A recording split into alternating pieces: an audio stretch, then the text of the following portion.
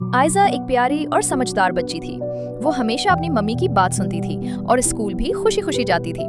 एक दिन स्कूल में टीचर ने सब बच्चों को रंगीन पेंसिलें इस्तेमाल करने के लिए दी। आयजा को सुर्ख रंग बहुत पसंद था, इसलिए वो खुशी खुशी ड्राइंग बनाने लगी। जब क्लास खत्म हुई तो सब बच्चे जल्दी जल्दी बाहर जाने लगे। इसी दौरान आयजा ने देखा कि एक सुर्ख पेंसिल उसके बैग के पास पड़ी है। उसने सोचा शायद ये उसकी है, लेकिन फिर उसे याद आया कि ये तो टीचर की पेंसिल थी। आयजा के दिल में ख्याल आया कि अगर वो ये पेंसिल रख ले तो किसी को पता नहीं चलेगा।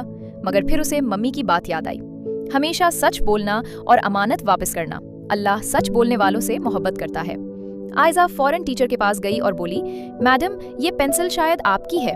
टीचर मुस्कुरा दी और कहने लगी, शाबाश आयजा, तुम बहुत ईमानदार बच्ची हो। आयजा को बहुत खुशी हुई। उसे समझ आ गया कि सच्चाई सबसे खूबसूरत तोहफा है। उस दिन वो घर जाकर मम्मी को सब कुछ बताने लगी और अम्मी ने उसे प्यार से गले लगा लिया।